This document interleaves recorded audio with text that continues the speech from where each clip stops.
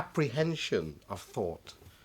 So when I read any literature, this is what I look for, or this is how I hope to respond to it. You know, the combination of the senses, the sensuousness, and the intellect of thought.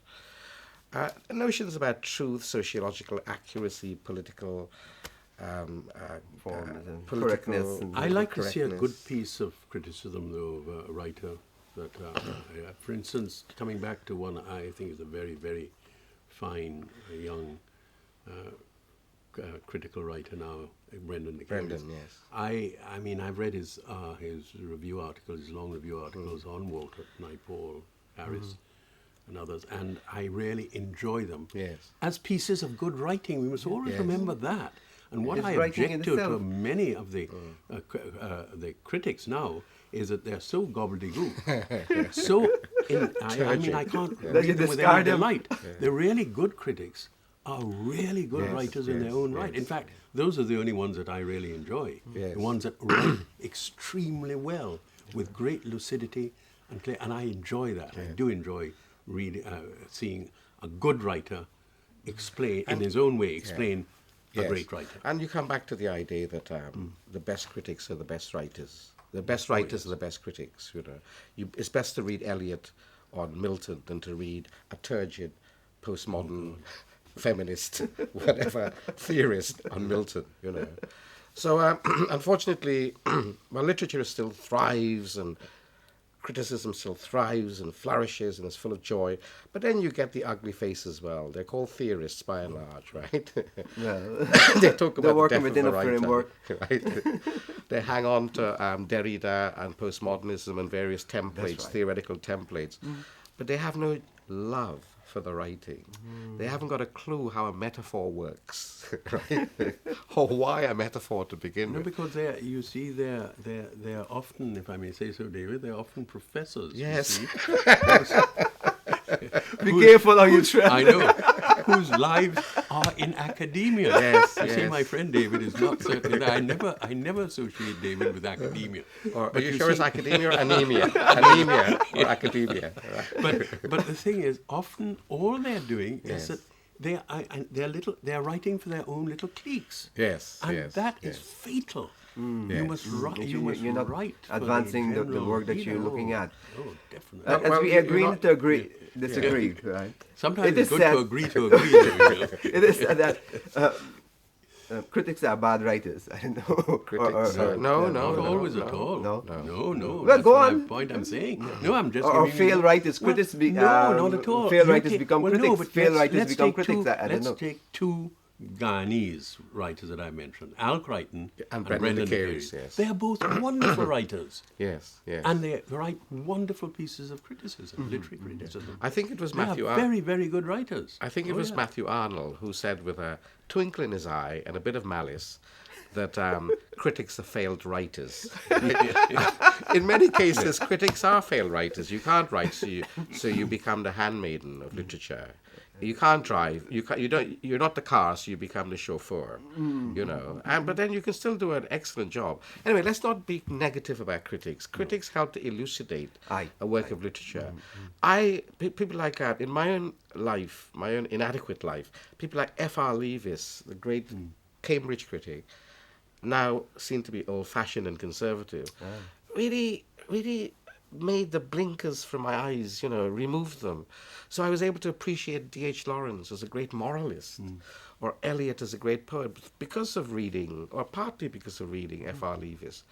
So critics can also shape our lives because they explain and articulate to us the values of a work of art, which we don't necessarily see immediately. And you think of a Ken Ramchan. Ken Ramchan in Trinidad. His great book, you almost could call it a seminal book about literature. Yes. Well, the West Indian novel of its background, is one of the great, it is. Literary books. Yes. No, let's forget Michael Gilkes, in the West Indies. Michael Gilkes' books also. Well, Michael Gilkes. I don't know Michael Dash, as well as I know, but Ken Ramchan's book on the novel is a classic in its own right. I think it's 41 years now since it was published. It was the first major scholarly study of the West Indian novel and its background. It's very important that you have that. I'm glad about what's happening here. Let's let's be grounded now. Let's talk about the local scene. The local scene, you know what is good when it's fresh. It's like vegetables or fish. Yes?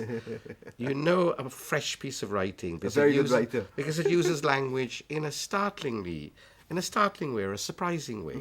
I come back to, who was it? Shelley, who said that fine writing, he says writing strips away the veil of familiarity to lay bare the sleeping and the naked beauty. Is that beautifully romantic, yes?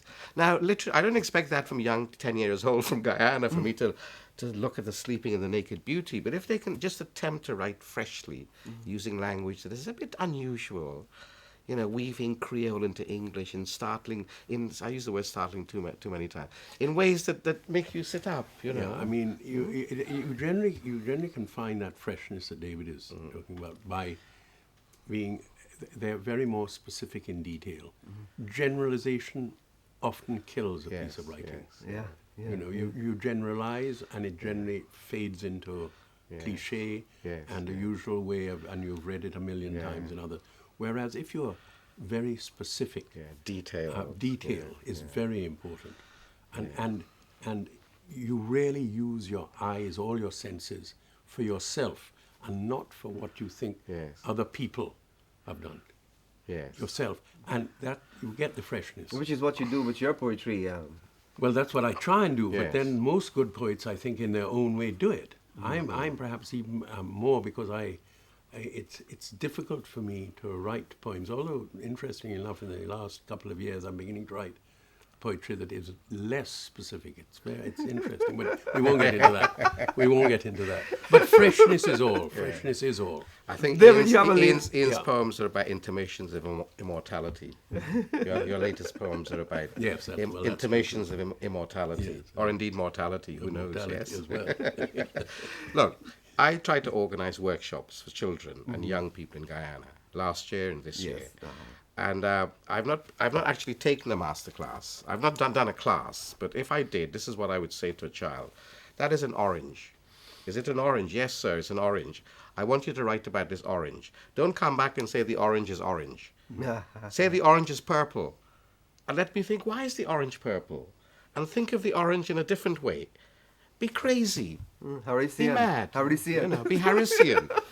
And then you will see something about the orange that is not orange, that is not just familiar, That's what I'm saying. Just think in odd, peculiar ways.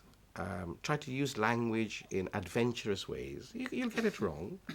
People will accuse you of stupidity and silliness, but you may stumble on something that creates a freshness. That's what I'm saying, yes. So get away from journalistic prose.